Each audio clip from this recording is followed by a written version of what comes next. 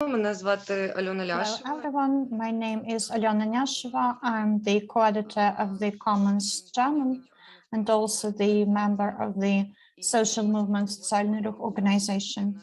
And today I will be the moderator of this section of our conference. We'll talk about housing policies within this conference Feuerbach 11. I would like to invite my colleagues and activists to talk about their work, the work they're doing at the moment, to share their research, to share their findings. Unfortunately, we are doing this for the first time in this kind of conditions.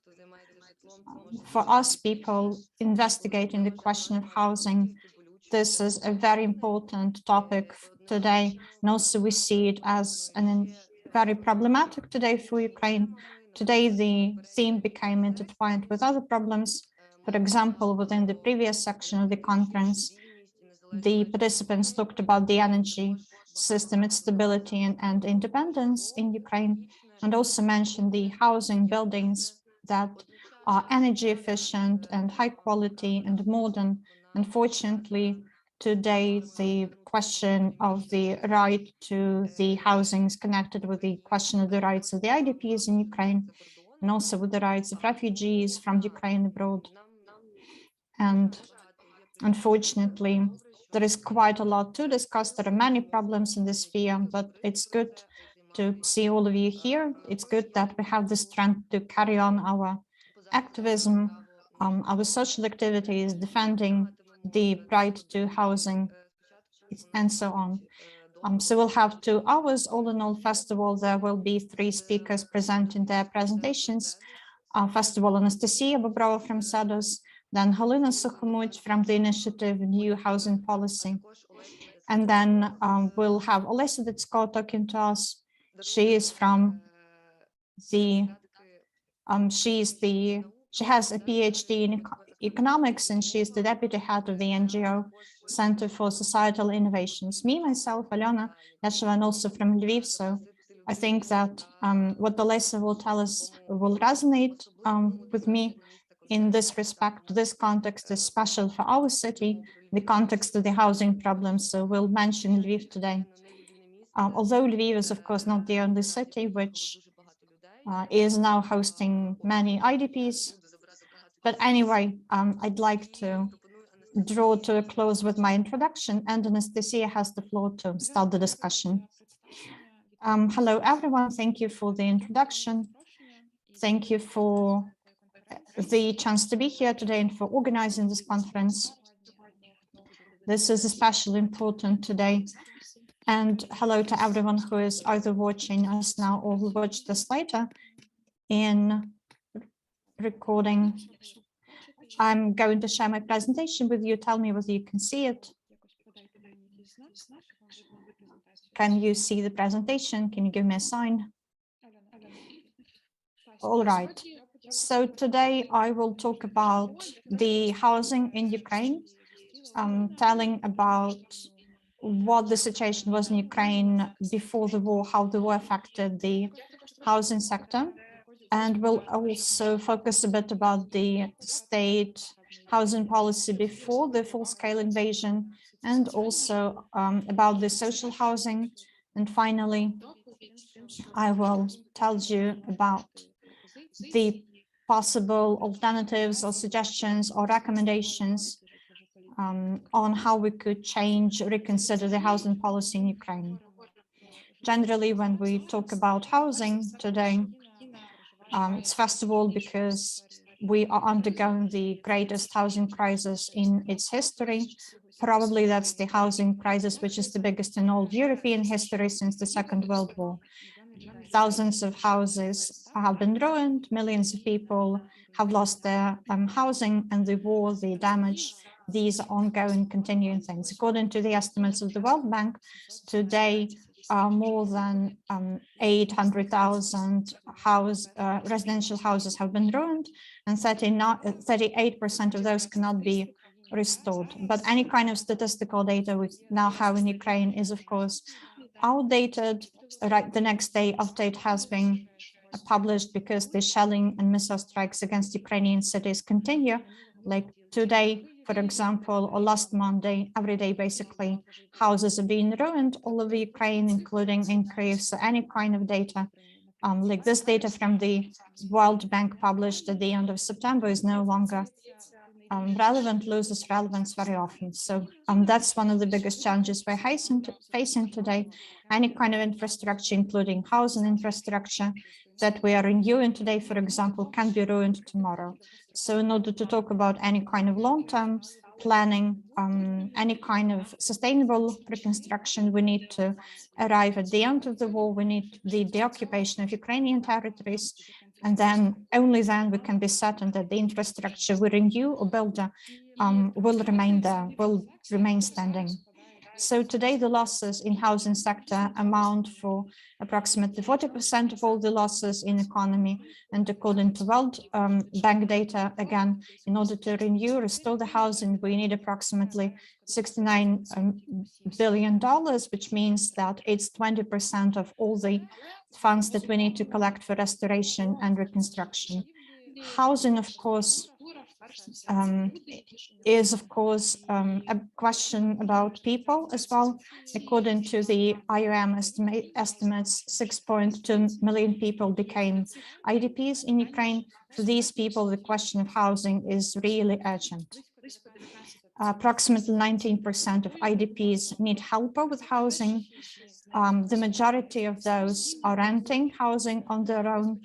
About 4% approximately live in collective centers for IDPs, which means that these are kindergarten, schools, or gyms formally, which have been adjusted to secure the needs of the IDPs. And housing, of course, is also a question which has to do with work, with earnings.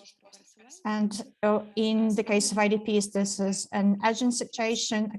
According again to IOM data, 29% of IDPs had to change their accommodation and move into a worse kind of accommodation in order to save money. Only 5% stayed in the accommodation that they started occupying after they were forced to relocate.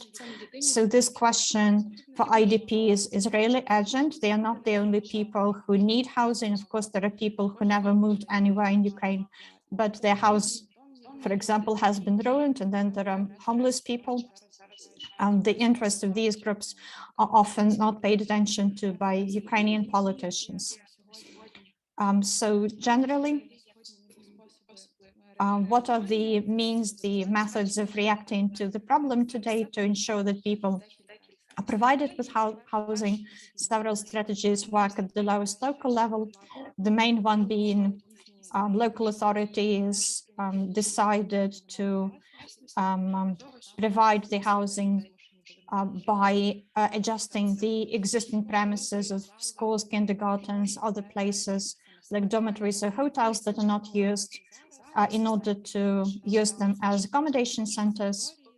I know that right now, for example, holiday facilities are also being adjusted to provide accommodation. And then you have, for example, the construction of module towns. I think there are currently 3 in Ukraine. Then there are some flats bought by the national authorities.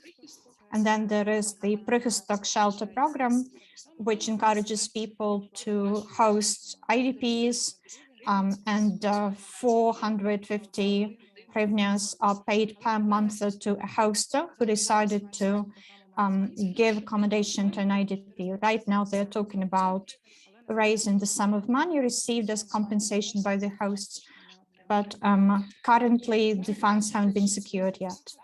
So as we can see, all of those methods, instruments exist, but they target specific needs. They are not really part of one comprehensive system, and we need that. We need a comprehensive plan on how to ensure that everyone who needs housing gets it. Of course, all of those problems we're talking today have been caused by the full-scale invasion, full-scale war of Russia against Ukraine, but the roots of those problems actually go back to 2015, for instance. And I would say that generally, these problems are caused by the priorities within the accommodation housing policy that national government in Ukraine is pursuing.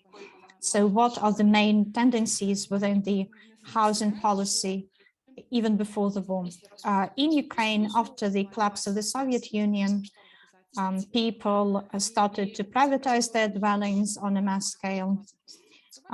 So now we have the situation where in 90% of all accommodation, people living there are the owners of this kind of accommodation. This also created several challenges. It means that the management of the housing is not really effective. The people who own the accommodation do not really, in many cases, have enough money to repair, renovate their dwelling.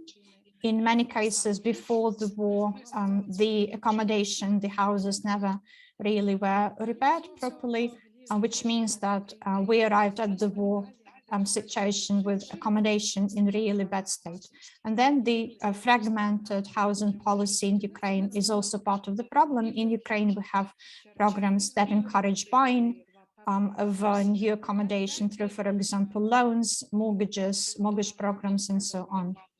Then there are some programs with the help of which people could receive accommodation free of charge and privatize it later, perhaps.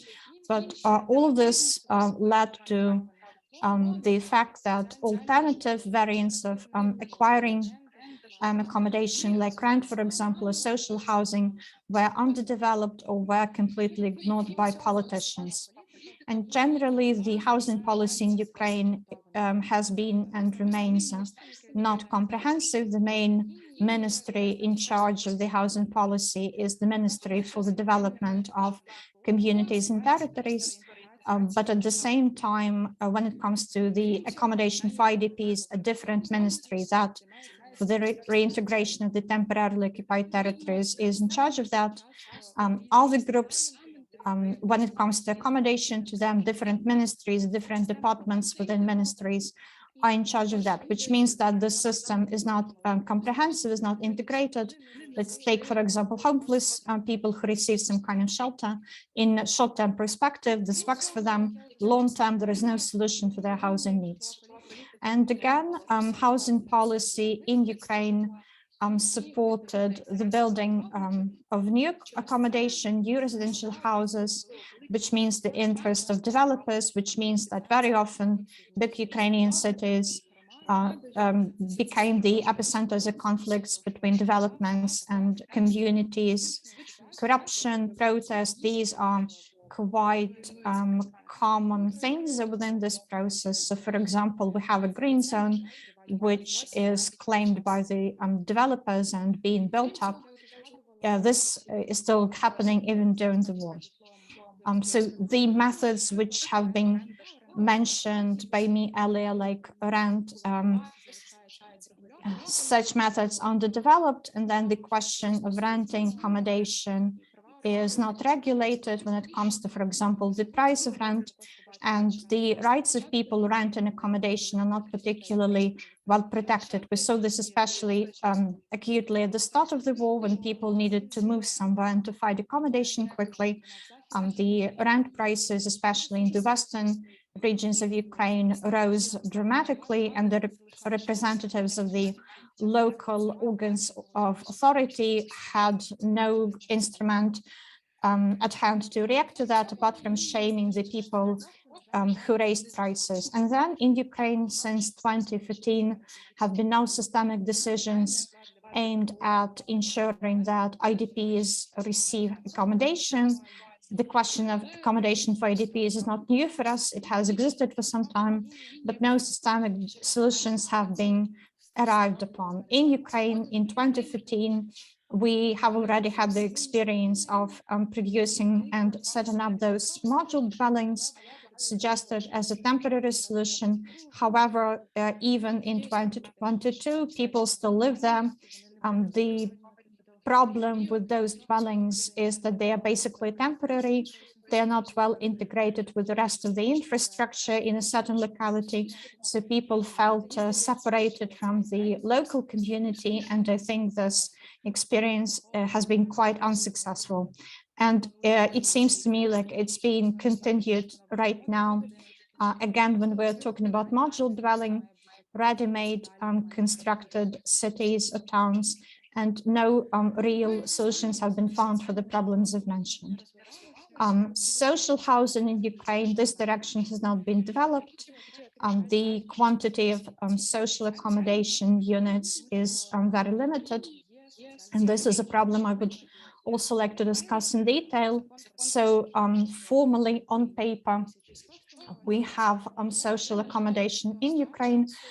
We have laws adopted to this purpose, but unfortunately, there has up to this day been no program on national level supporting the social housing, which means that this is something that the state declares but does not really pursue. So generally in Ukraine, if we take the data from January 2021, we have over 1,000 flats that are part of the social housing. In Kyiv, for example, we had only 72 such flats. We are talking about the quantity of social housing, which is definitely not enough for the needs. And here is the map which shows us which regions had how much of those social flats. So in the east, as you can see, there is a bit more social housing than in the west of Ukraine. But I would say that the number for each region, for example, 180 or 158, this is definitely not enough. And then a lot of those units of social housing are now on the temporarily occupied territories. Apart from social housing, we also have something that is known as temporary housing in Ukraine.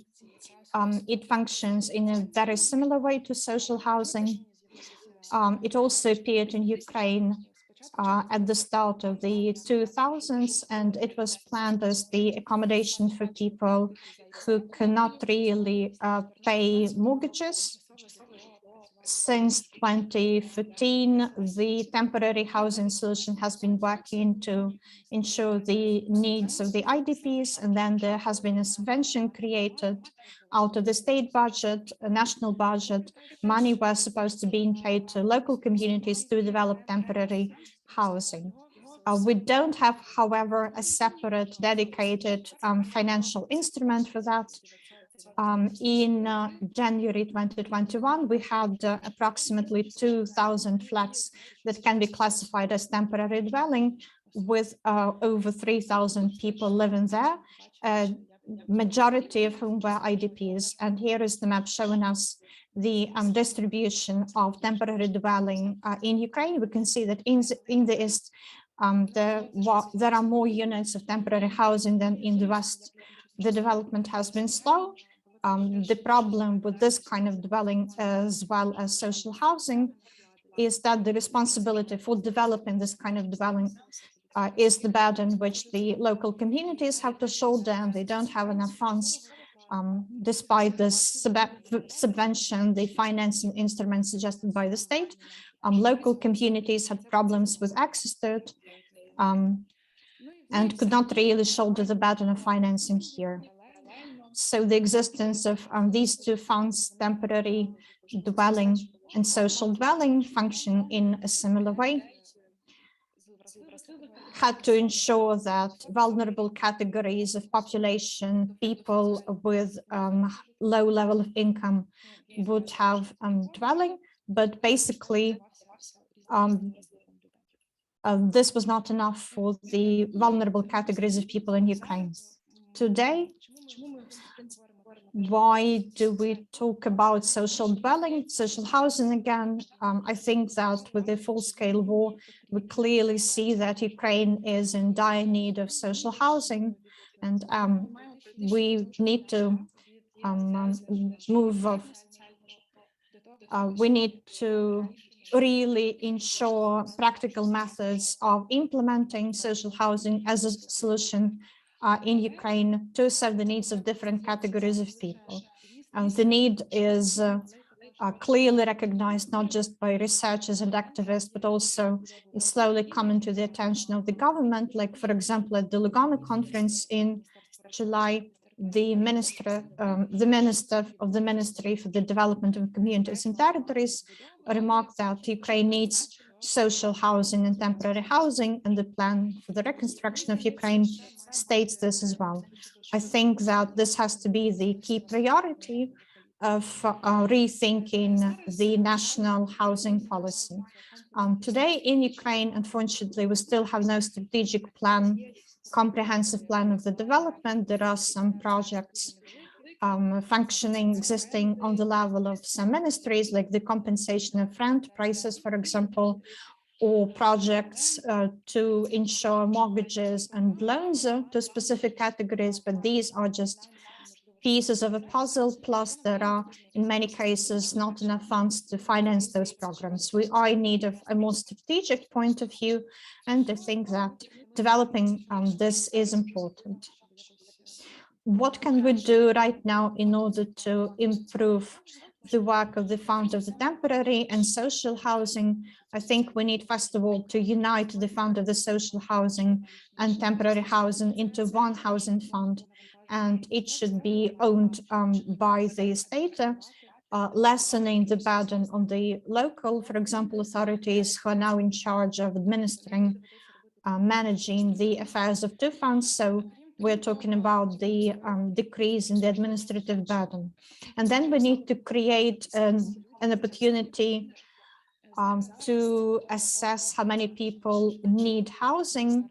Right now, this is something that's been assessed in 3 different ways. There are 3 different registers with the data not being updated also on time. So it's even difficult for us to talk how many people are in need of housing solutions. And then I would say that we need to improve the system of managing social housing on the local level, because local authorities are in charge of this. As we have seen from our analysis and from the research of our colleagues, local authorities simply do not have the financial and human resources to take care of the problem. Plus, we have this situation of crisis, which means that local authorities need support from the government. And then we need a program aimed at developing social and temporary housing, financial help. These are just a couple of suggestions. They have to do with social housing mostly, but of course, my main point would be that today's Ukraine is facing this kind of crossroads where we see the need to reconsider the housing policy in Ukraine. On the other hand, we are not quite certain how to do this. It's said very often that at the center of the housing policy, there should be people, their needs, not the interests of the developers, not the interests of big business. The housing policy should be centered around the problems of the people who lost their houses, have nowhere to live. So our first task before we talk about the implementation of some specific recommendations is to ensure that people who need housing right now have access to housing in order for them not to be left in the cold with the coming winter. Thank you for your attention, and we hope that I hope that we'll continue talking about this during the Q&A part of our event. And also, I'd like to say that my report is based on the research conducted by me and my colleagues at Cedos. You can also have a look in detail at those studies on our website, and then you can ask me questions if you're interested in details. Thank you for your attention.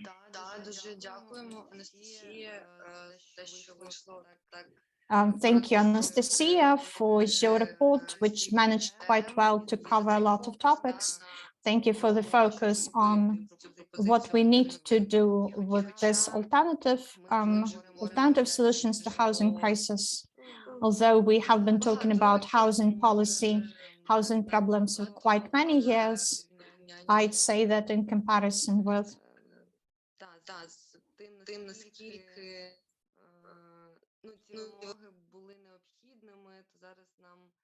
If we look at the changed conditions with this problem becoming more and more urgent, I think that it's very important that we can still conduct research and suggest some solutions. And our next topic is, on the one hand,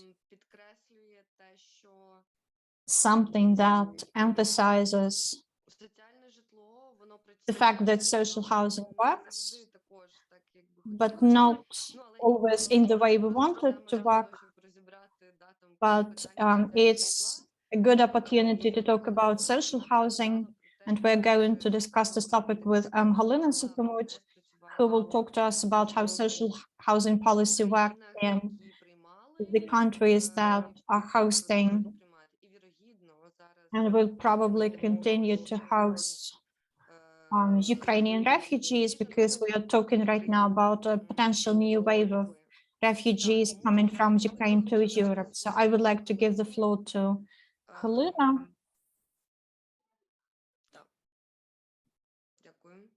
Thank you.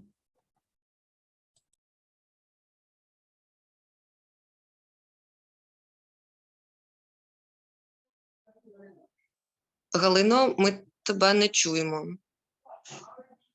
Так, вибачте, сподіваюсь, тепер чуєте і Sorry, бачите. I hope you can hear me right now. Так, я налаштовую. Okay, I'm setting up my presentation. So hello everybody, thank you for the invitation. I'm glad to be here because I have noticed that the topic of the refugees, migrants from Ukraine isn't well publicized. And I think this topic is important not only for the countries that accept Ukrainian refugees, but also for Ukraine, because this will explain to the Ukrainians in what way the social system should work and the housing access must be organized, as well as in what way they are able to understand whether they can hide somewhere from the war, whether they should come back to the area of hostilities. So I am glad to share the preliminary results of my research and to tell you more about refugees from Ukraine in Germany. All in all, Germany has accepted over 1 million refugees from Ukraine. It is the second country in Europe. As for number of Ukrainian refugees, the number is still growing, not only because the hostilities are increasing in Ukraine, but because the way, the road of a migrant isn't very straightforward. Many refugees keep on traveling in order to find the best social security. So Germany wasn't a very important country as for accepting the refugees in the beginning, but its role has been on the rise. And historically, it's one of the countries that has been accepting the largest number of refugees during various crises in Europe. And you can see the numbers relevant to various German lands. Mostly these are Western and Southern German lands that are hosting the highest number of Ukrainians, and they're also home for most Germans. So right now I'll tell you about the system of distribution of refugees in Germany. First of all, refugees get the temporary protection status according to paragraph 24, as it is called in Germany. It was not used any time before this war in Germany, although the law has been in place for quite a number of years. This law stipulates the provisions for Ukrainians being in Germany, and there are still many experiments among the localities that accept Ukrainian refugees. As of Ukrainians compared to refugees of previous years, Ukrainians enjoy better conditions, and you can check how they're housed. So first they're housed in centralized centers. The refugees cannot choose one. In the beginning, these are usually various hostels where there are several people in one room. In some cases, refugees are not allowed to leave these hostels. At least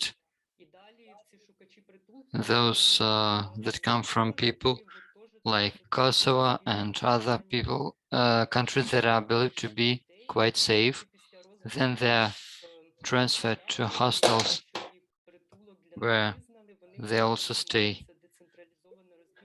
in rooms with many people, and then they are transferred to other housing if there is a positive decision as for provision of shelter for them. So Ukrainians have no these obligations to stay in a stipulated place for some time. They are not obliged to not to leave these places. So Ukrainians arrive in a decentralized manner, and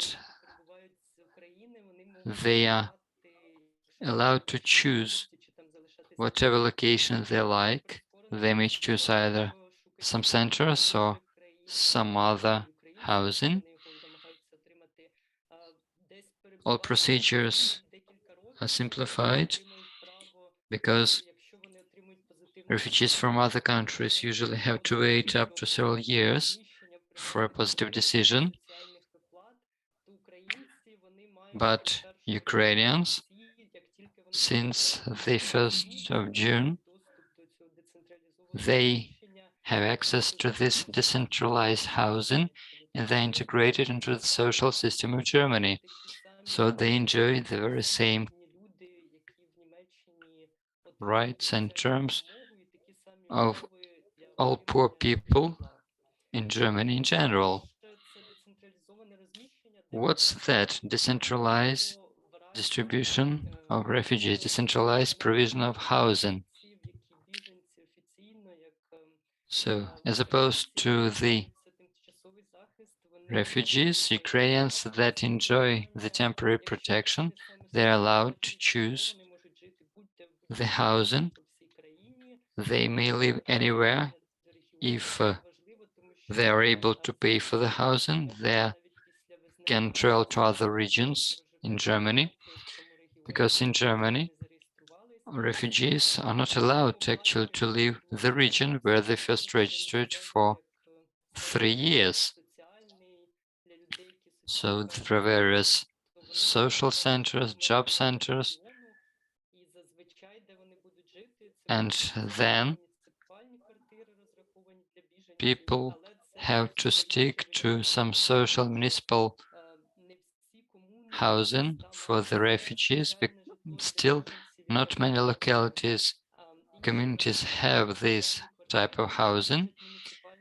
There are also some social apartments that belong to municipal companies. There is no furniture in those apartments.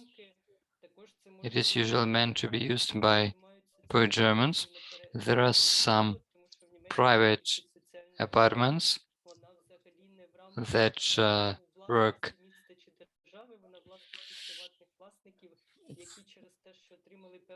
in this way, and that aim to perform a social function. And in some cases, the owners are obliged to lease these apartments. And of course, the refugees can live in some standard housing. They can rent whatever they want. If job center approves their choice. For example, the small town has the compensation of 438 euro per month for a small studio of 45 square meters. It's below the average price of lease, but still it's quite possible. But the sum isn't that big. I would like to state that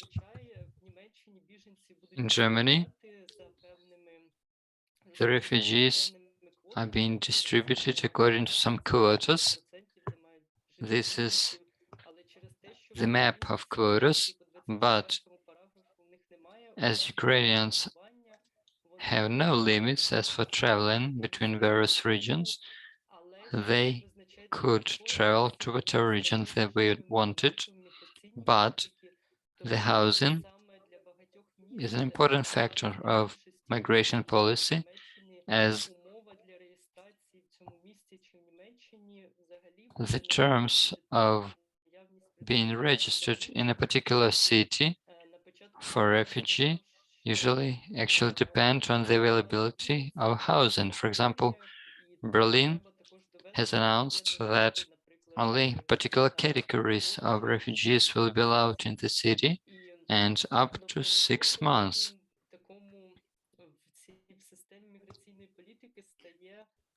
In this way, housing is the way to control or expand the inflow of migrants, and if Ukrainians have no access to housing, then they are treated according to the rules of refugee seekers, of shelter seekers. Then they are like tied to their housing. They have to stick to those places that can provide them housing with. So whether they have apartments or whether somebody has to provide them apartments. There is also information where the refugees lived. So most people did not actually live in hostels provided by the government. Most lived with their families or with their friends, but also leased apartments from private owners. Also, some people stayed in hotels. Lots of hotels provided accommodation for refugees. There is an example of a story of some women refugees from Ukraine. They had no contacts in Germany. So what was their way in Germany? These are stories of 3 women. One of them had a disability, so she needed some special conditions. So first they lived 2 weeks in Berlin, but they couldn't stay there. Then they found themselves in a center of distribution in adjacent federal land. They spent there several nights. They could not choose the room. Nobody was helping them. They had some needs, but they had no help. This distribution system was quite harsh. In some way, it was against person's will. They couldn't make choice. Then they were accommodated in a gym. Nobody told them for how long they were supposed to stay there. They couldn't understand what to do next. Then, via Instagram, they found volunteers, and these volunteers played a crucial role in finding accommodation for them. They helped them to leave this governmental system, and in this way, they got to the hotel where they were allowed to live for free. So they needed the inclusive accommodation then they move to a room in a youth center. All of this housing had inclusive accommodation, which was much more comfortable. And after that, the volunteers assisted them in getting a roomed studio, but it is paid for by the government. So in some way, it has come back to the governmental assistance system. All in all, one should understand that there are some challenges. Regional difference is huge in Germany, so the accommodation types vary a lot. So there is difference in availability between small towns and big cities. It's much harder to find something in Berlin, for example. There is big dependence from the volunteers, from the civic society, but on the other hand, this is the way to get rid of the governmental system, of dependency from the governmental system. So the way of refugees depends a lot whether they find some volunteers who are ready to help, or even the volunteers already too tired, then the refugees will not get enough help.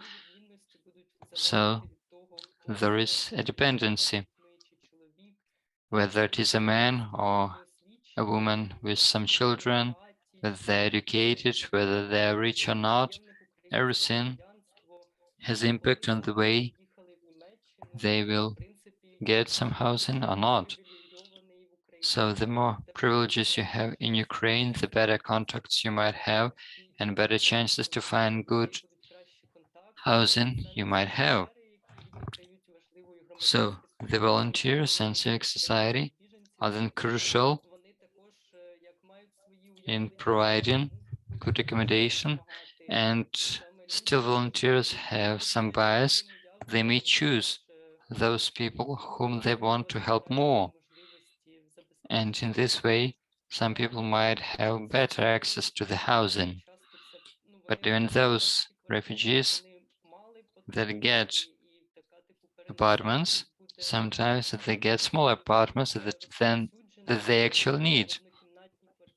Quite often people get studios, like 3 or several people in studio, sometimes with children, with grown-ups.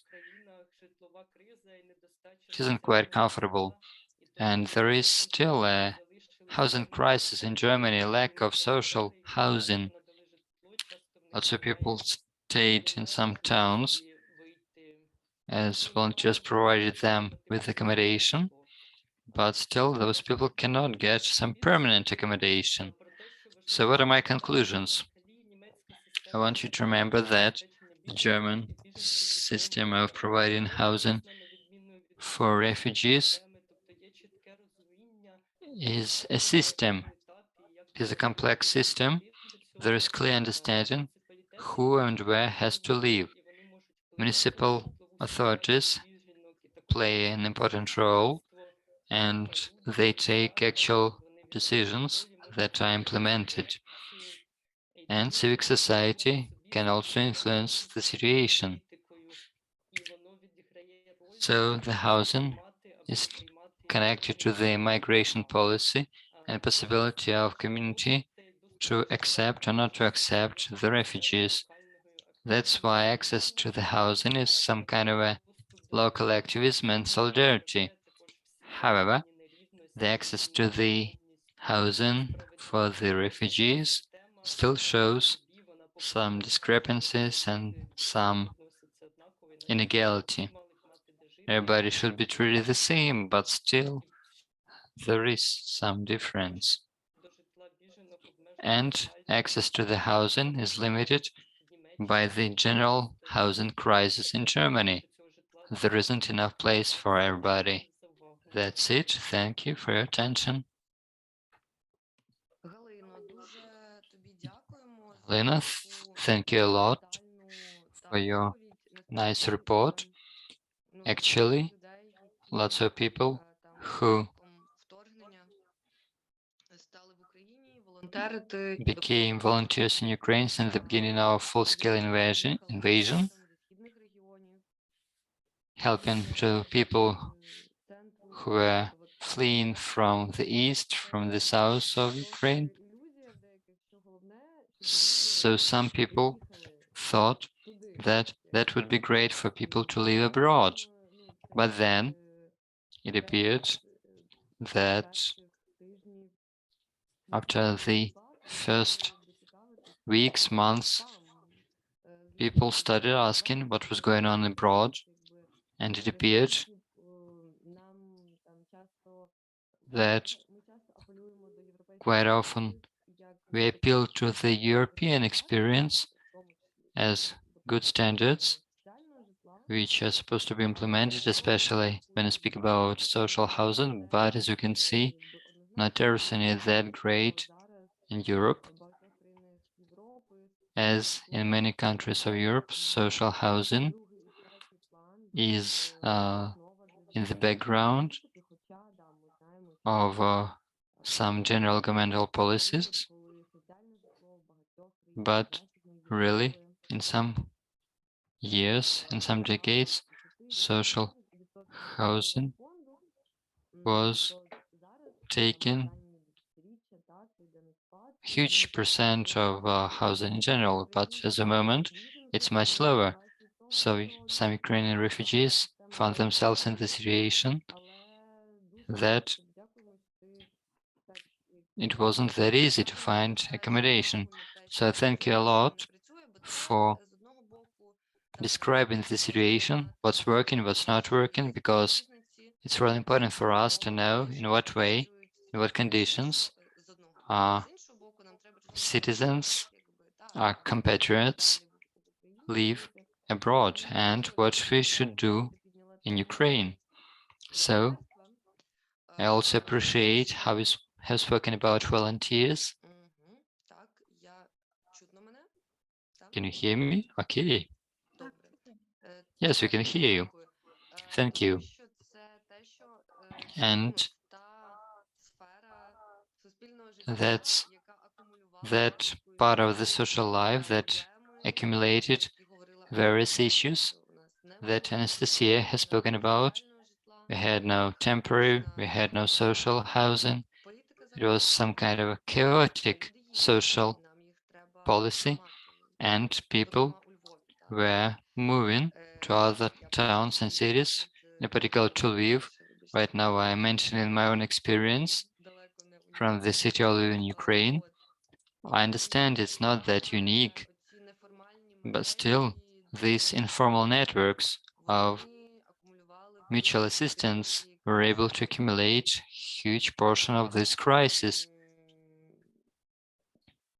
But still, it became clear later on that we could not just help, we had to request for help from the government.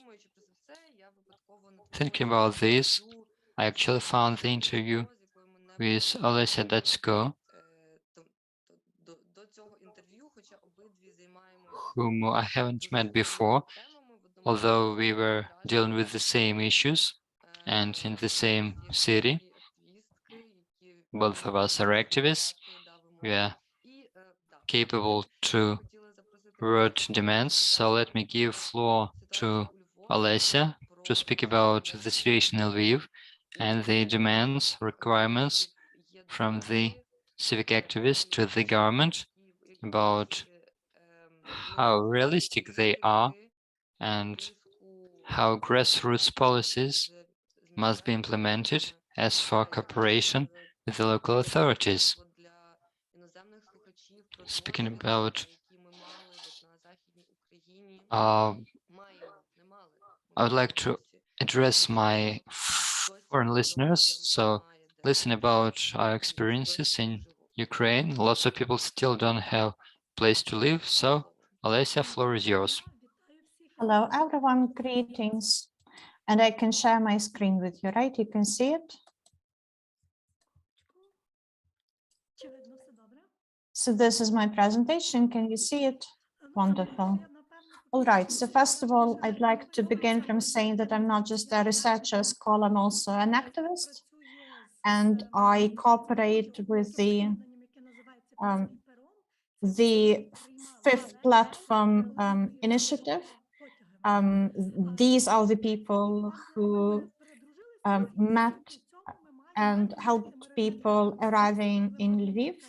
We all became friends, and this helped us also, this network and communication, to understand the problems in this sphere.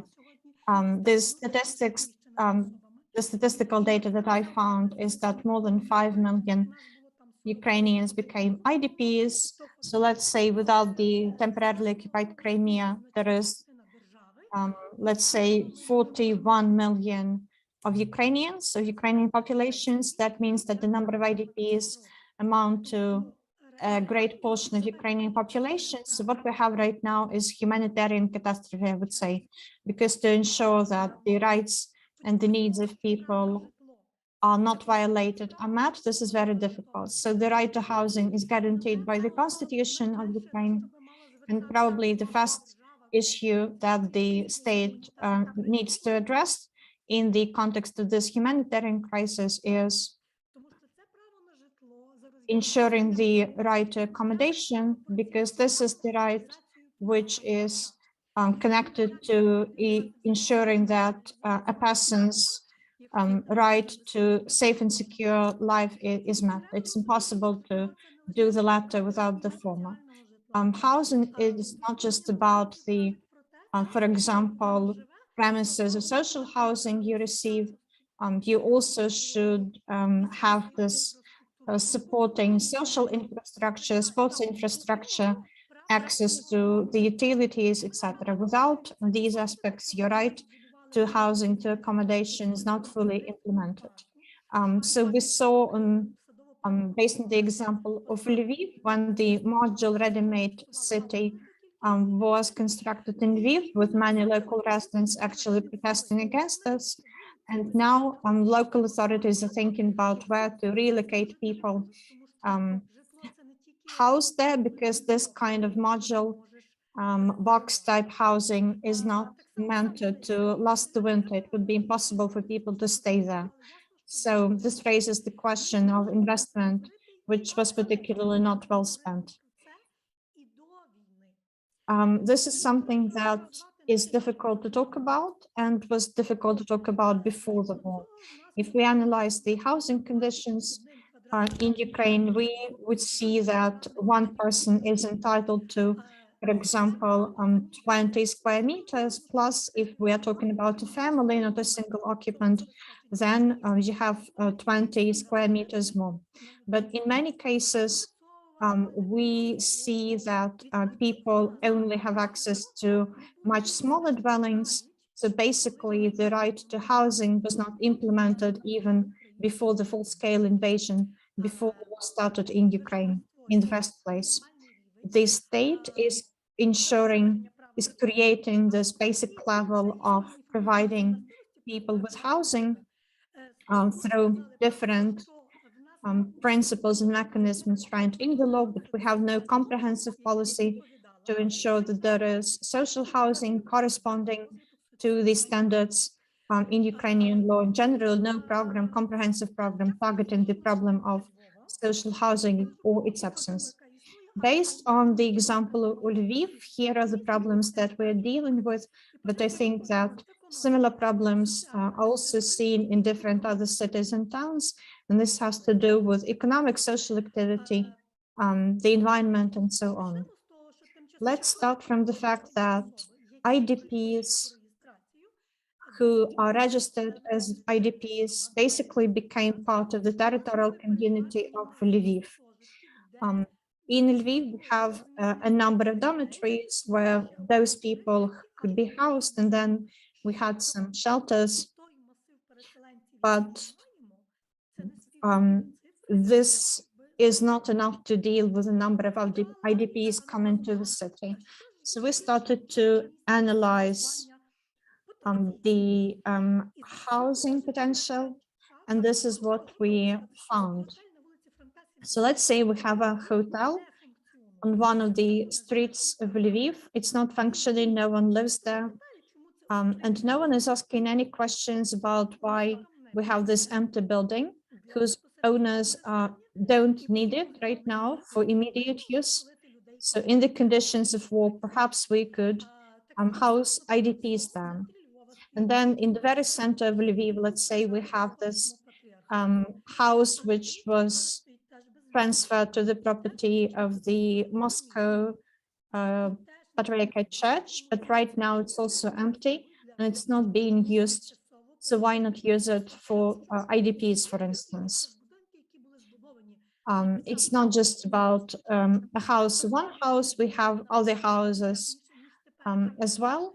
In particular, these two examples which I gave you, they're in very good conditions. They're older houses, but they are built much better than many new builds in Ukraine. So this is what is being done. We have, for example, the building of the hospital, municipal hospital repaired by the local authorities for palliative care. And basically, it could also be used to house IDPs. Basically, this is quite a good spot, quite a good building in the center. We really have access to social infrastructure, but no one is looking into using this building in order to solve current urgent needs. Or you have a different kind of structure, which is owned legally by the city, and no one is using it in any way. Against the background of all of that, the local authority is asking questions like, where can we house the IDPs? But here are those buildings, like the buildings I just described for you, where we could invest into repairs, which is much less difficult and much easier than building a house anew and laying all the groundwork of access to the main utility services. So yes, we often have houses that are dilapidated, that we cannot really look after, although they are protected as historical monuments. But then there are quite good houses that we could use for IDPs and to meet other urgent needs, but it's impossible for some reason. Like, for example, the owners of a certain house bought it and are not repairing it. It continues to degrade over time. The owners plan to wait till it collapses and then build something new. This is absolutely irresponsible behavior. It's a building which is not used by the owners. Why don't we, the municipal authorities, I mean, why don't we take the building and use it for the IDPs? After one of my presentations where I shared the information, the owners who heard about this started talking about the reconstructing the building, which is also fine and good, but why not use this kind of housing fund for current needs? There are houses that you can reconstruct, that you can partially rebuild, and some of the municipal authorities, like, for example, members of the local parliaments, starting taking up such initiatives, but not enough is being done.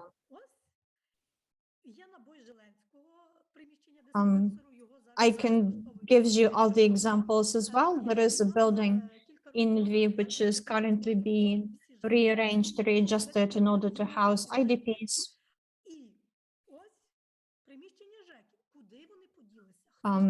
But then there is this interesting question, like, for example, the municipal utility services, most of them in this city have been closed down. What happened to the premises? What happened to the buildings that previously used to house their offices?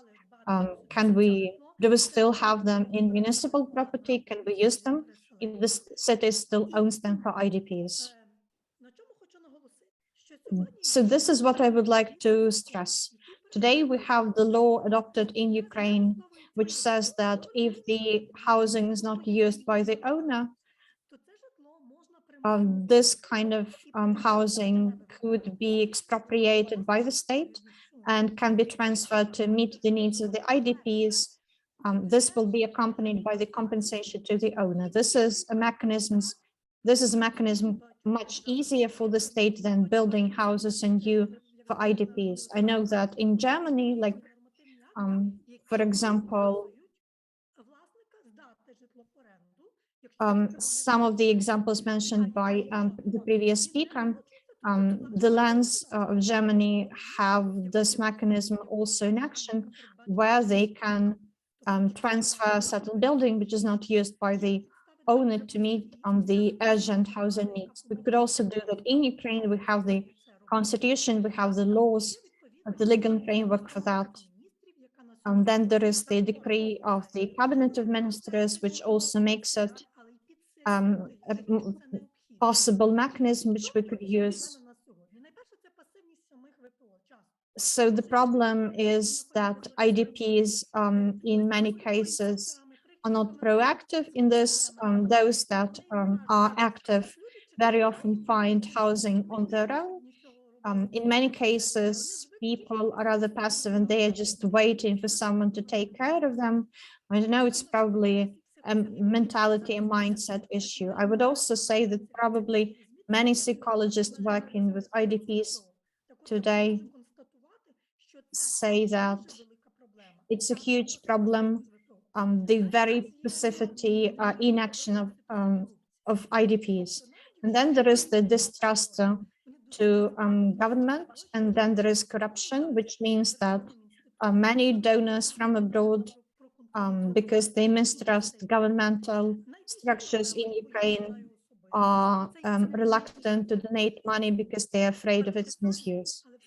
And then we don't have enough transparency and documentation in this sphere when it comes to housing, the proper registers, the proper way to document databases, listing the houses.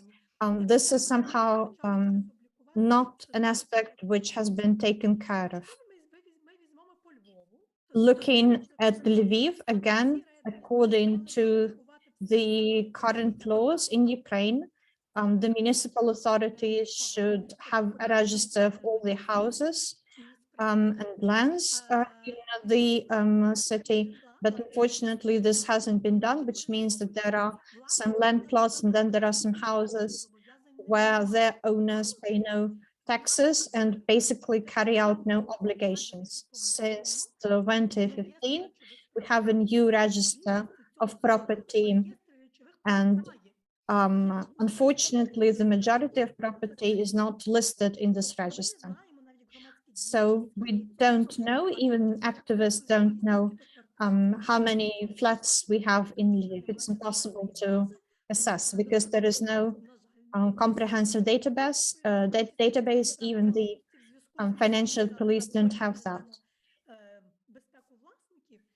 And the registers of property have been closed after the start of the full-scale invasion to, as the authorities say, protect the private ownership and the confidential information, but this makes the situation even more difficult. Basically, people who profited from the construction of housing are developers, construction companies, so they have their interests taken care of, but people do not profit from the situation with new housing, new construction sites. And then there is a problem with the utilities. The burden on the utility services, gas mains, and so on in the city is overwhelming. And then, of course, that leads to problems with environmental safety, social safety, and so on. What can we do with all of that? I tried to look at the example of historical examples of, for example, Canada or the USA taking care of the needs of refugees fleeing from Ukraine. First of all, mutual aid, like cooperatives, were a solution, which means that there is some kind of organization set up ready to provide aid to people from the same community. The people who really have some urgent needs. So I would say this model was the best possible model of help. However, we don't really know about these models, about such mechanisms. We have no programs in Ukraine to stimulate development in this direction. So the work of NGOs and volunteers, this is the kind of mechanism that really works today in Ukraine. The majority of IDPs in Lviv are people who were firstly housed in some shelters, find proper accommodation that answers their needs through volunteers or their acquaintances. To share one example with you, we took part in a project where we looked for houses in villages around Lviv, finding houses and allocating them to IDPs. So we need one comprehensive program of finding houses that are standing empty and ensuring that they can be transferred to the communal property, municipal property, in order to then be allocated as the housing of the IDPs. Then again, we can more rationally approach the existing housing fund.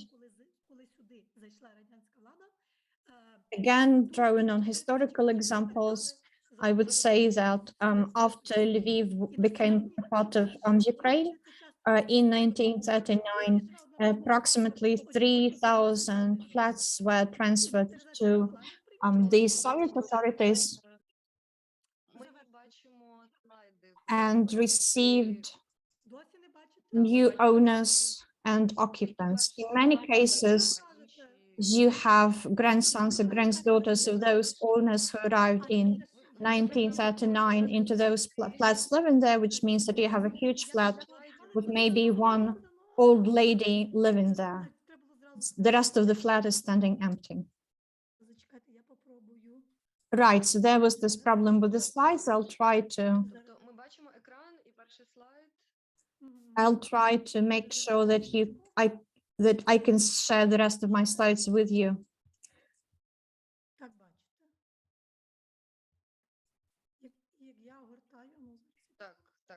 All right, so can you see the slides now? Which slide is it now? Sorry.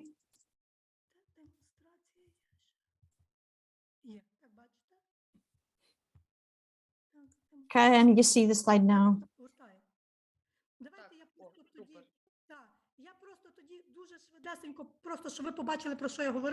Okay, so I'd like to leaf through the slides very quickly. I think you know now what they refer to. I refer to the Constitution, the standards of the UN. I talked about the Lviv, giving you the list of dormitories, for instance, where IDPs were housed. These are the places that I mentioned where IDPs could be housed. The offices, former offices of municipal utility authorities, mentioned NGOs working in this direction. This is the example I mentioned recently with looking for empty houses in nearby villages. Okay, so this is what we were talking about. The IDPs need to understand that they have to be proactive.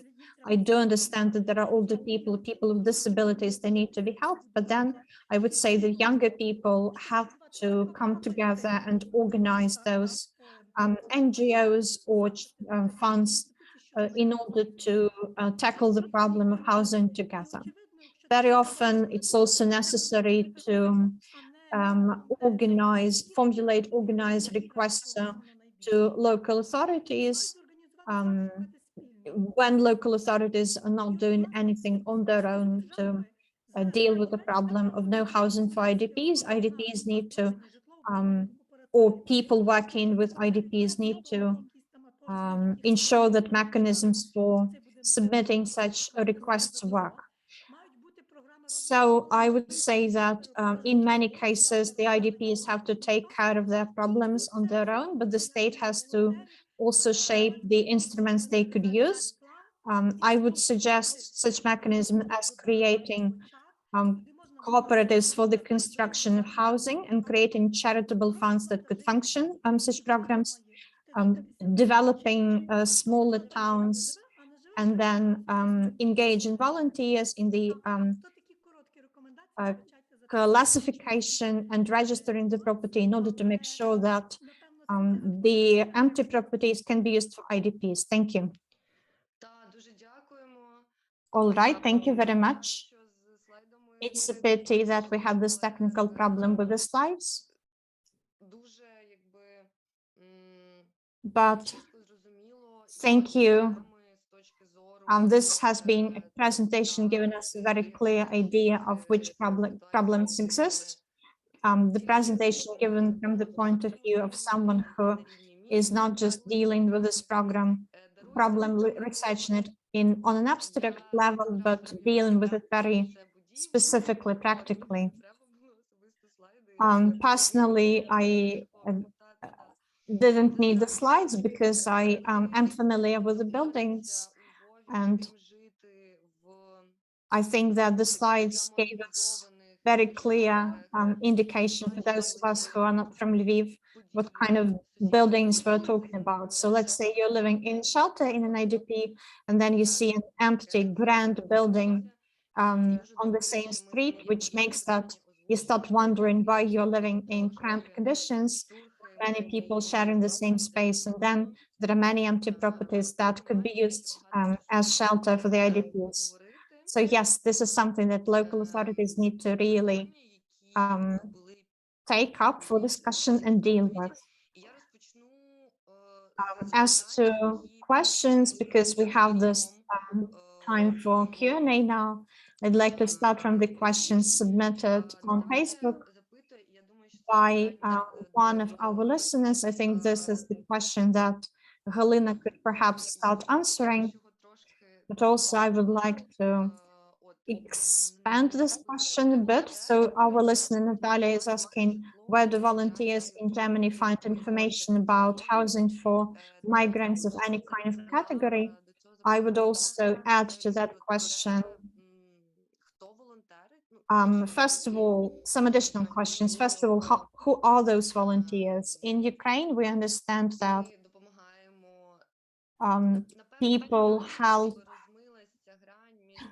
Okay, so at a certain point, I'd say that the line between helping your friends and your family and helping everyone else has become blurred because of Russian full-scale invasion. A lot of people lost their accommodation. So you're helping your mom, and the next day you're helping someone from Mariupol. You're doing the same kind of things. You are taking the same steps. In Germany, who are the people volunteering? Probably they're not just Ukrainians, but also Germans and other migrants, other refugees.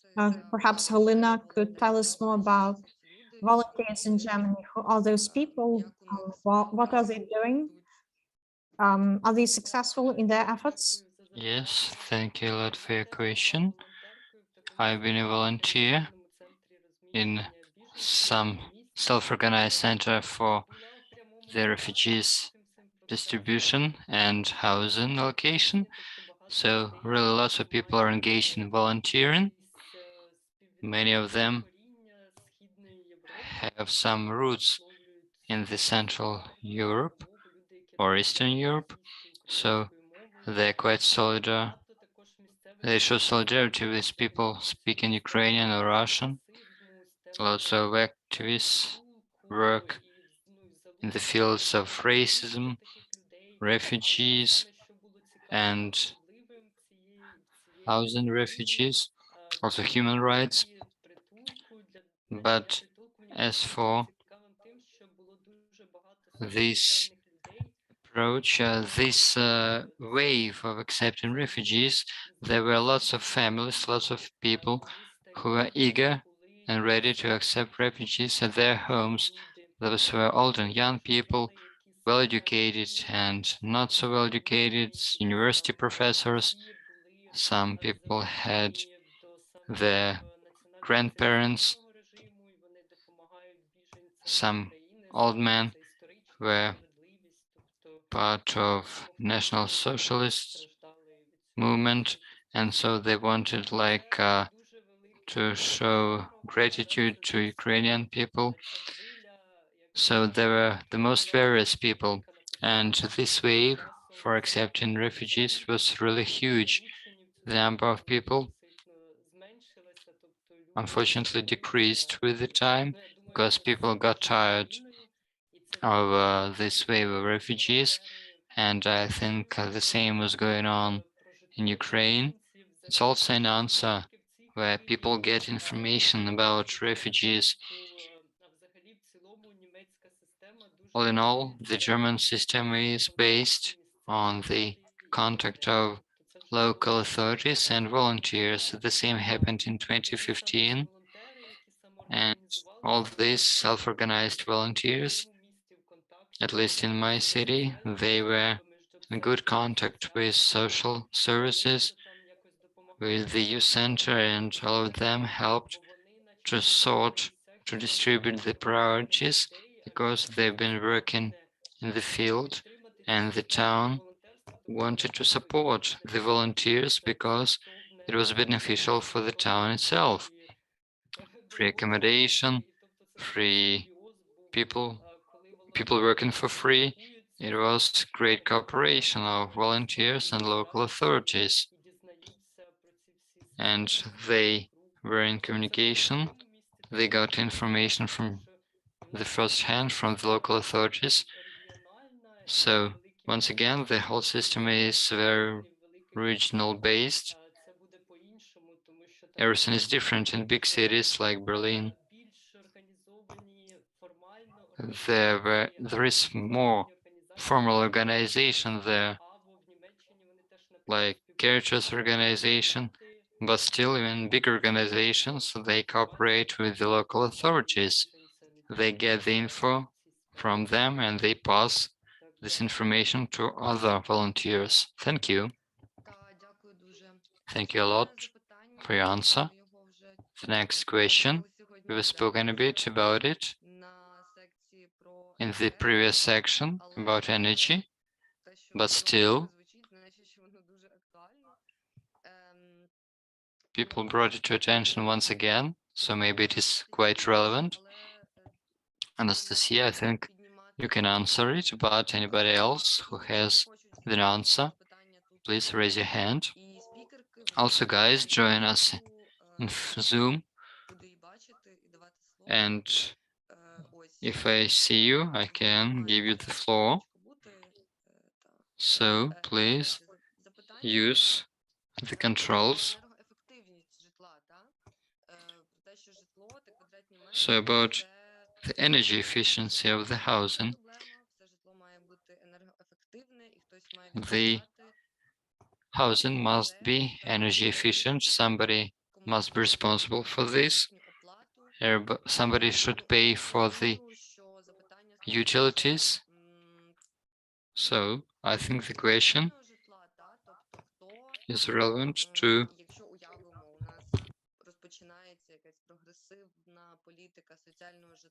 some social policies in the housing, and something is going on. So which institution or what actors must be responsible for energy efficiency, for paying utility bills, and so on? I think I can start giving an answer, but I invite my colleagues to give their answers as well. Yes, it's an important question. All kinds of recovery or reconstruction must be energy efficient, but the question is not only about materials, but also about development of sustainable system for everything to function well. Let me come back and say that Ukraine has no sustainable financing system. many owners didn't have enough money in order to make capital repairs of their housing, even if there was a condominium, if everybody was working jointly, still they didn't have enough money. So lots of housing is outdated in Ukraine. Speaking about the recovery, we should understand that if we just rebuild the housing without the system of collecting money for reconstruction, we'll get to the same issue. In 5 or 10 years, the housing will be outdated and it will need repairs, but no money for it will be available.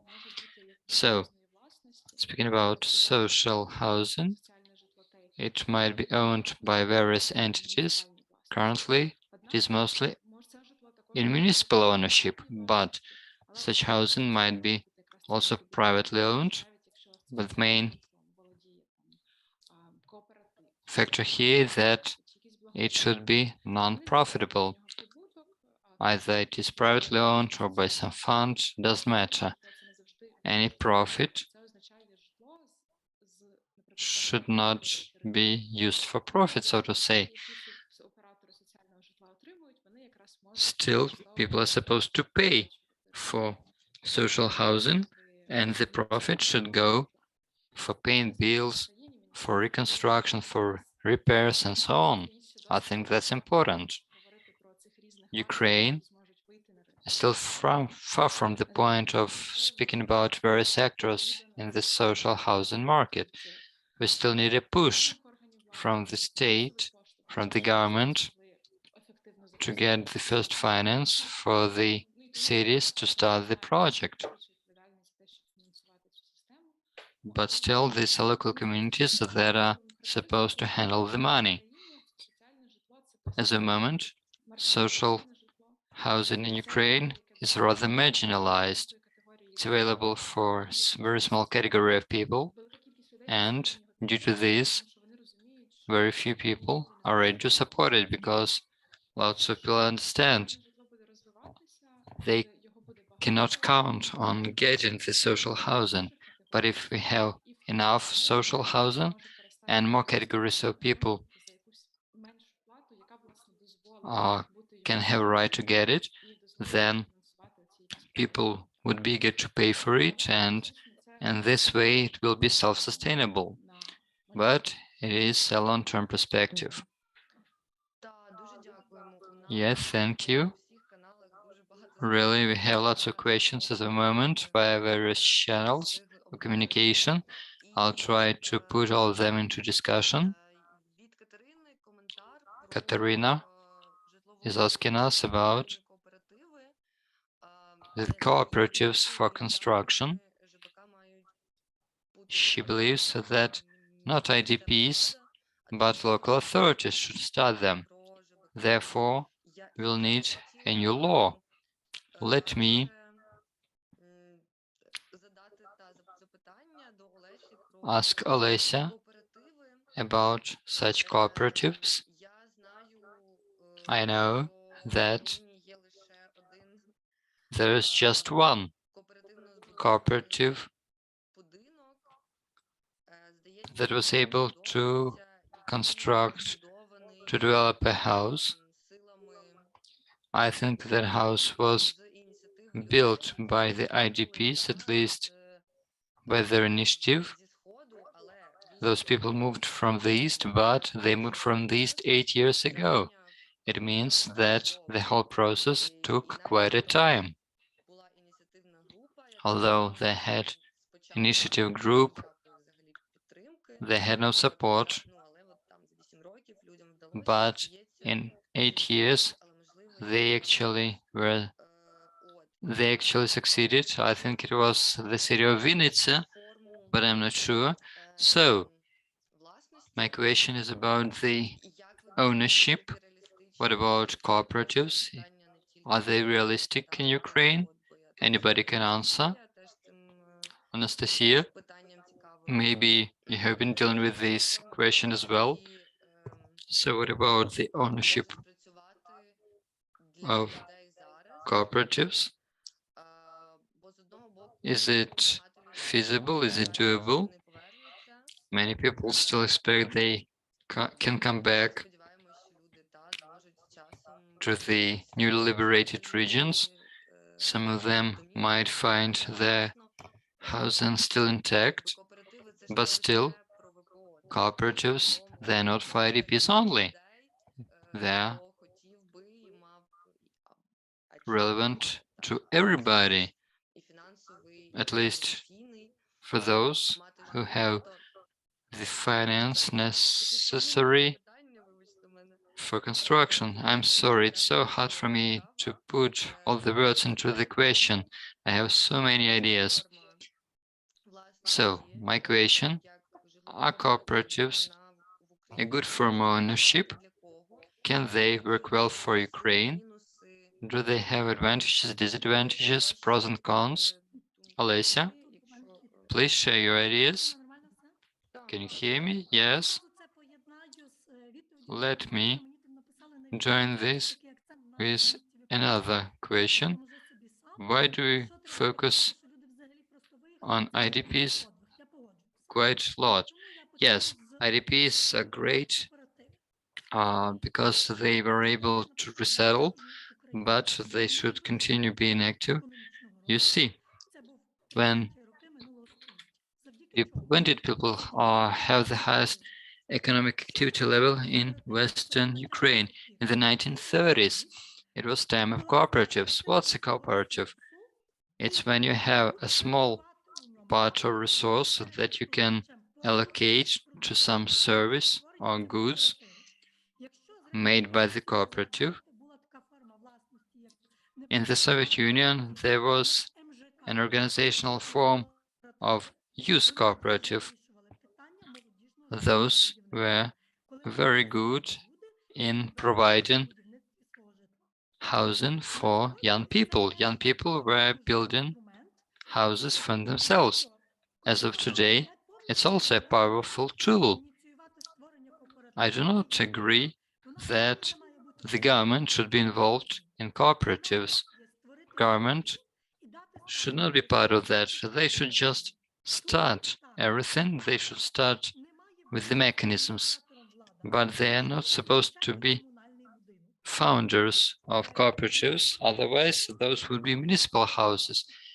We have state, municipal, and private ownership in Ukraine. If it's municipal house, then municipal authorities are supposed to build it. If it is cooperative, then it's a completely different case. So, for example, the authorities might provide a lot of land to build on, but then they say, get the resource, get the finance, and build a house, and it will work. If we analyze how much money is spent on modular towns, modular settlements, you'll be amazed. So much money was wasted. What should we do with those temporary housing? Right now they tell us, let's buy pot-belly stoves. That's also expensive. If people work together in cooperative, they got acquainted, they have common cause to work at. So right now we have this mutual project, a research, and the major issue here is not about getting accommodation, but about being socialized again, because people were desocialized. Cooperative is the way to resocialize people, for them to work together, but it's not that beneficial for oligarchs and for the corrupt authorities, because it provides independency for people, because the cooperative founders are its beneficiaries. It's not good for the corrupt elites. I've been investigating, I've been researching the history of cooperation in Austria. 16 farms with just 2 or 16 cows work together, but working jointly, they start a plant, a farm, a big farm, and they can survive. Or credit unions in the US and Canada, they're still active. It's extremely efficient and effective way of co-financing. Nobody told us about that. As far as I can see it, if you have a house that cannot be finished, give it to people. People would complete its construction. And other people will be get to help because the charitable foundations are not eager to give the money to the government. And this can be a push for small business development as well. So condominiums are great, but cooperatives are almost the same, where you can find a cooperative. We have some cooperatives still founded in the Soviet Union in Lviv, and they're still functioning, and it works well. Can you hear me? Yeah, thank you. So, Nastya, the floor is yours. I know you have some ideas. So thank you. I was also considering this question. On the one hand, I would say that cooperatives have many advantages. Olesya touched upon them. I think that when we talk about the reconstruction of housing, we need to understand which priorities we have. Probably people who can take part in the cooperative, people who have some kind of starting resource, starting capital. They need help, but there is something that they can start working with. On the other hand, there are clearly people who cannot, do not have such opportunities and resources. So how do we ensure that their needs are met as well? We don't really know much about our IDPs. Who are they? What kind of resources do they have? We have some data gathered by, for example, the World Bank, by some ministries in Ukraine, by some volunteers, organizations, but we don't really know what kind of needs they have, what kind of resources they have, into which categories we could possibly divide them. Then there is this risk connected with cooperatives. We have discussing that with our colleagues from Hungary, studying different forms of ownership. So this is what they see in Hungary. In order to start the cooperative, you need an effective mechanism of ensuring financing. This could be loans, this could be mortgage, this could be some other kind of financing source. But this is anyway an important question. This could be a problem for us. In order to start this cooperative movement and for it to work, we need to understand how we can support this kind of movement financially.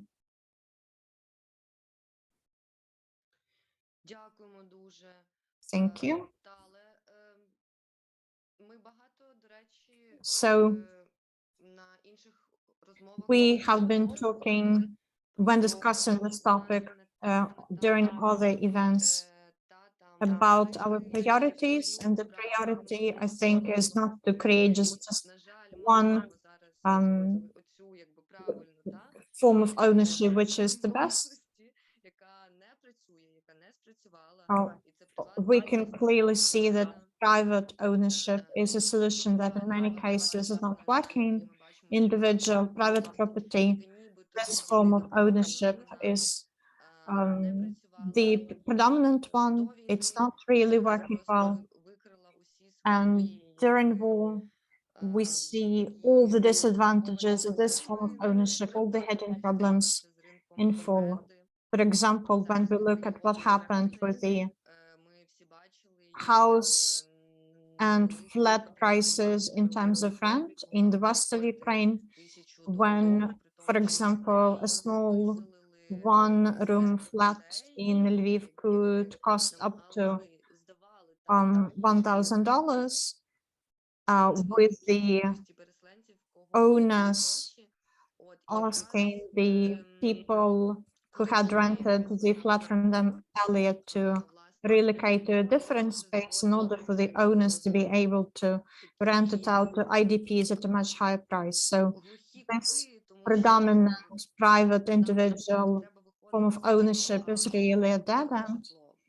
We need to think who needs the housing, who the housing is for. The housing being built, someone can perhaps buy a flat, someone can take part in a cooperative or organize such a building cooperative.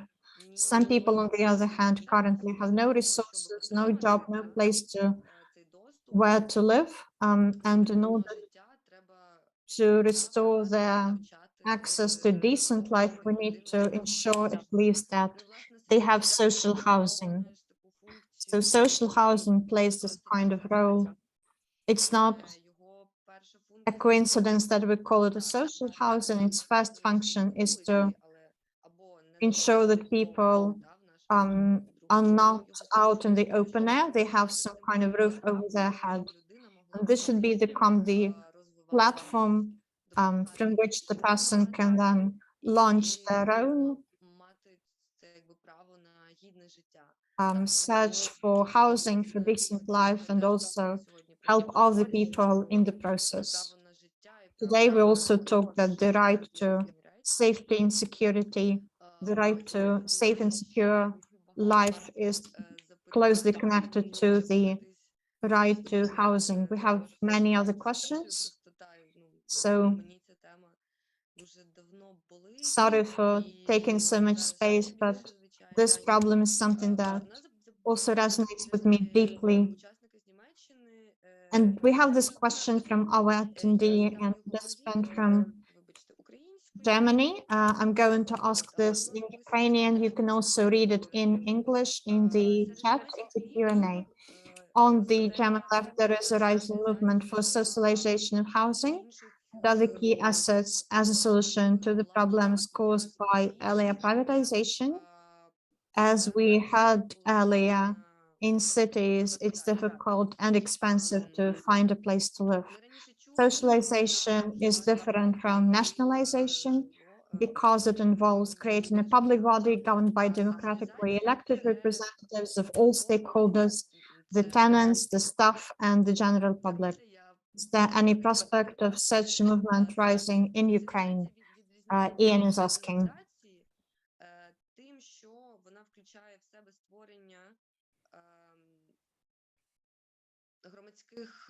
Громадського органу, який би демократично обирався та був та репрезентував різних акторів, жильців, працівників і загальну громадськість. Чи є перспективи для такого руху в Україні? Дякуємо, Іане, це дуже... So, Ian, thank you for your question. It's a very optimistically phrased question, I would say. I would like to maybe start answering that by saying that in Ukraine today, everything became possible. Things that seemed impossible, suddenly we experienced this terrible war in full, dire adversity, which disrupted our previous life, and things that seemed impossible in the past seem potentially possible now. So we're looking at the housing, for example, from a different standpoint than before. My reply is perhaps too abstract. Maybe someone would like to respond from a more practical, grounded standpoint. So do we have the legal framework for perhaps enabling this instrument, this form, socialization instead of nationalization of housing? I can answer, perhaps because I studied this question. So we have three forms of property in Ukraine. You have state or public property. So you have the parliament, the cabinet of ministers, they are in charge. The communal, municipal form of ownership.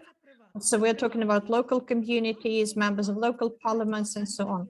And then you have private form of property, We used also to have collective form of property, we don't have it now. In most countries, this form of property does not exist.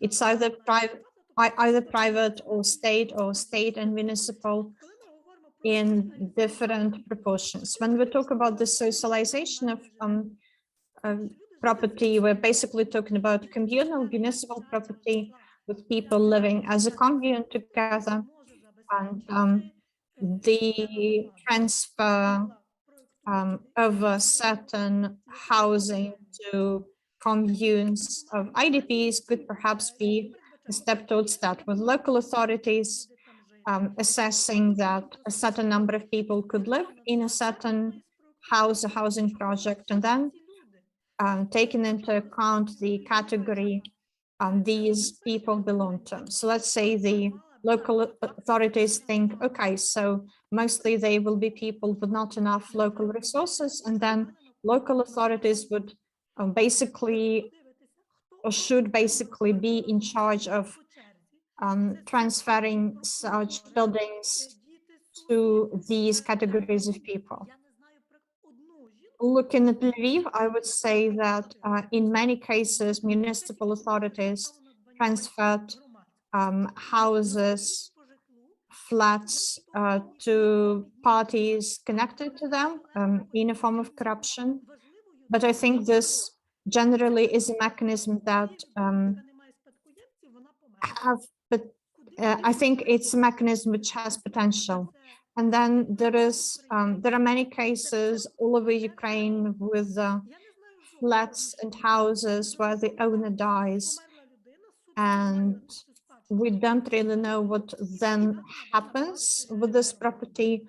The mechanism which should work is that the court decides that this should be transferred to the communal property, and then the municipal authorities decide what to do with this property. However, I have never seen such court verdicts. I don't really know what happens, but basically it's a mechanism which could ensure that municipal local authorities have an important resource at their disposal in terms of housing.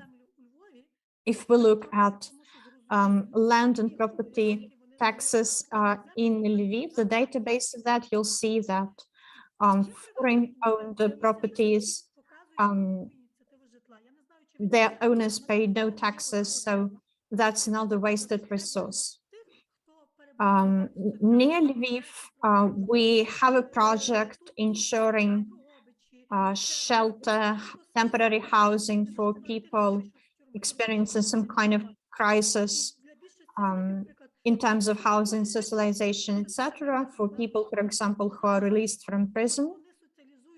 For homeless people, the project is aimed at socializing such people, employing them and providing them with accommodation. But this is not really something you can enforce. This is something that has to emerge based on the local level, based on the local needs. I would also like to add another remark to this. I'd say that in Western countries, the United States, Germany, very often the owners of the housing which is rented out, the owners are actually private corporations. The situation in Ukraine is different. For us, it's not really a priority to socialize and nationalize the property the way it's being done in Germany, for example, because we cannot really take the housing away from people actually living in those properties. In Germany, this process started because the owners are raising the rent prices, basically have a monopoly over the market, and so you clearly need to impose some kind of control on the housing market in terms of rent. In Ukraine, the situation is different. Olesya is correct in saying that out of what we have, we need to create the starting resource for this fund of social housing. And then based on that, we can create a new social housing and build new projects. Otherwise, we cannot really socialize or nationalize the property of people who do not really speculate on that, but actually live and use some rooms that they don't live in order to rent them out. So we don't have much time left, I'm afraid. So just a few remarks. Where do we get the resource for nationalization and socialization of housing? I would say that we could perhaps use the mechanism of freezing the assets and resources of Russian capital in Ukraine. So you have the oligarch Friedman, for example, who was born and raised in Lviv and has a lot of property in the city. So it's just a question of investigating and finding the political will to freeze those assets.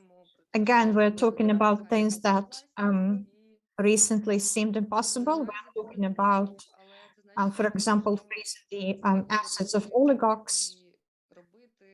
And that means that we are open to all sorts of new ideas, but would enable us to find solutions which have been never suggested before.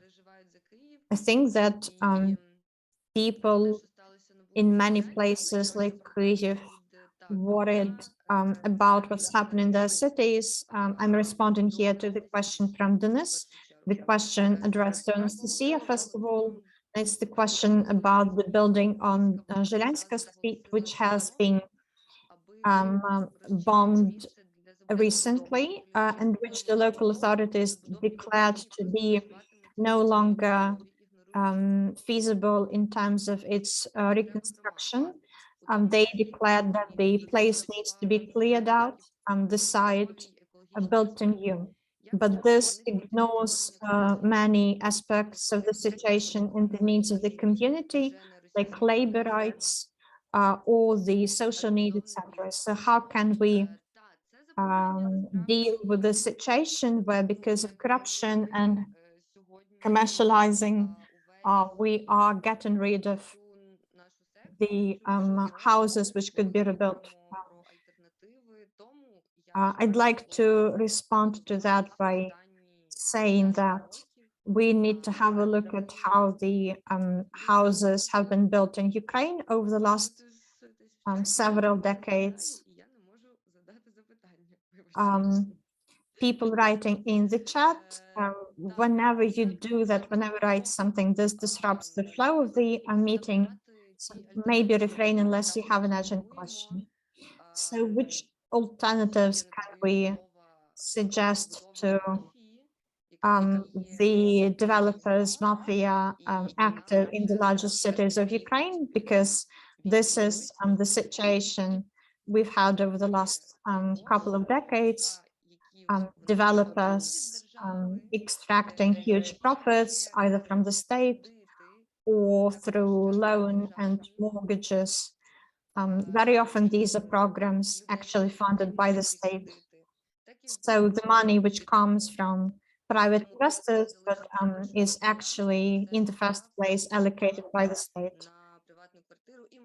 So there is them, the developers, those people who profit enormously, and then there are people who have perhaps been accumulating money throughout their life to find resources to buy an apartment.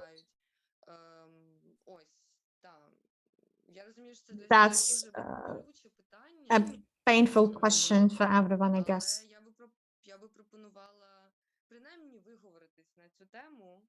I think that even though we may be unable to suggest any real solutions here, it's important to at least feel that we are discussing it and sort of vent our feelings. Nastya, perhaps you could suggest a response, and then perhaps Halyna and Olesya will take over. Thank you. It's a good question. It's something that I think about very often. We know that what can be a crisis and a dire situation for one category of people can be a chance to profit for someone else.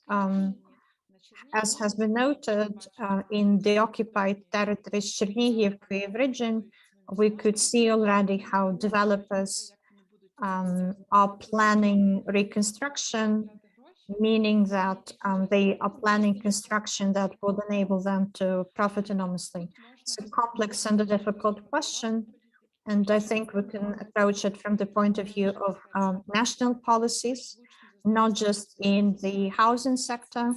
As Dennis noted, this is an important topic which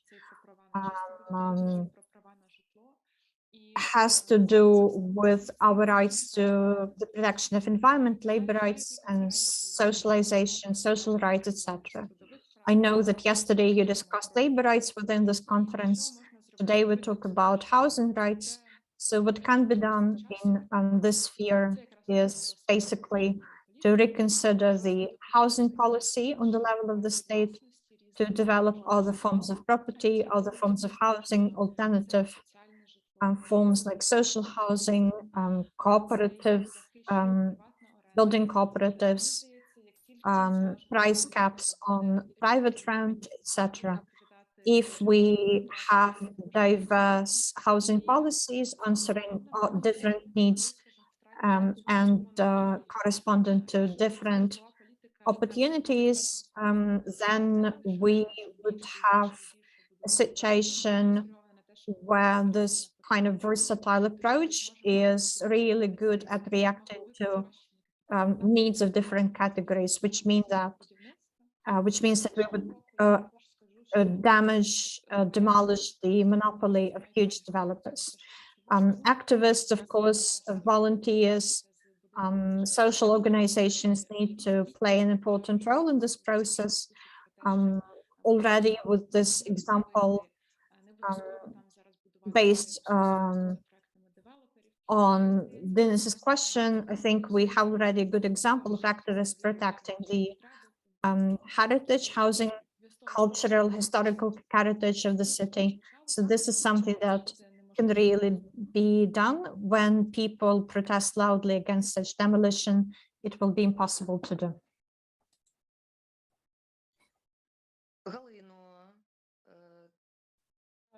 Я теж можу прокоментувати, що взагалі I can also give this comment that historically the situation of reconstruction is about instability, and it caused some bad decisions in the planning field. For example, in Germany, lots of streets were built in car-centric way, so that it wasn't good, and it wasn't enough time to think about that. So the situation got worsened. But in some cases, it happened that really the developers got all the rights in these emergencies. So we need to analyze the whole system, the whole management on various levels, what laws, what provisions can be made, introduced in order to regulate the situation locally and on the governmental level. International actors can also influence the situation. For example, they may stipulate in what way to use the money, and this stipulation of energy efficiency is very important. For example, those houses that are not energy efficient might not be rebuilt, so we can introduce the most various laws. For example, inclusive zoning, for example, subsidies for reconstruction from the city, but only in the case when some part of the new housing is for rent or social housing. So it's very important that the developers would not use all the money for this outdated housing. All kinds of levels must be involved. Civic society must put pressure, but there are also tools of the communities, of the government, and those of the international actors in order to limit the use of the funds in a proper way. Thank you, Olesya. I'm a kind of anti-developer. I fight for the cultural heritage, so let me speak. First of all, if some house is a historic monument, you cannot simply ruin it and rebuild something new on its place, because there are notions of restoration, recovery of the historic monument. So the experts in historic monuments should speak out. Then that house has owners of separate apartments. Although it is partially ruined, other people are supposed to decide what they want to do with their house. For example, they should say, we want to recover it. And they can collect money, they can get donations. Lots of people would be eager to donate in order to rebuild a historic monument. Besides, state protection is supposed to be present here. The Ministry of Culture is supposed to do something. They actually do nothing, sincerely speaking, frankly speaking. And this is the aggressor that is ruining our history as well. These are the issues that are connected to our history that we need to preserve, and we should focus on this. We should make the authorities work. Okay, friends, thank you a lot for this meeting. Unfortunately, we have to end it. I'm very happy that we were able to gather together. All of us had power. We had no power cuts. And I hope that at least in short term, our country will be able to deal with this issue, very urgent issue that we need to be ready, we need to be aware of all kinds of shellings, of missile attacks against civilian infrastructure, and then in long-term perspective, we'll be able to deal with all kinds of issues. After this very pressing issue, it's very hard for us to live through this period when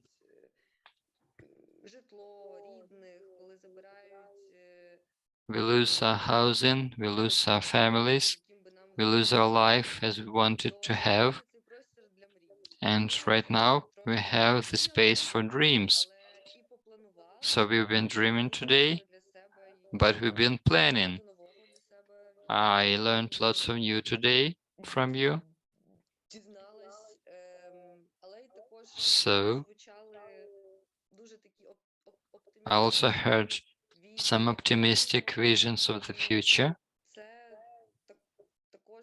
And it is very important to exchange the way we can see our country, our society in the future, our right to society and to housing. So thank you a lot for this meeting.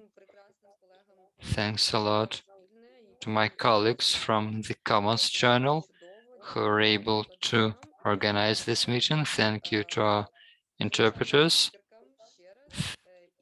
I am very grateful to our speakers and to all the participants, attendees.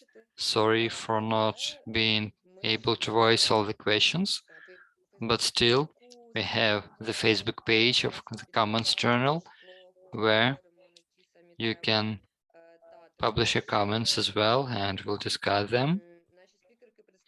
Our speakers represent various organizations that deal with the issues connected with the housing. They are working every day in this field and they fight.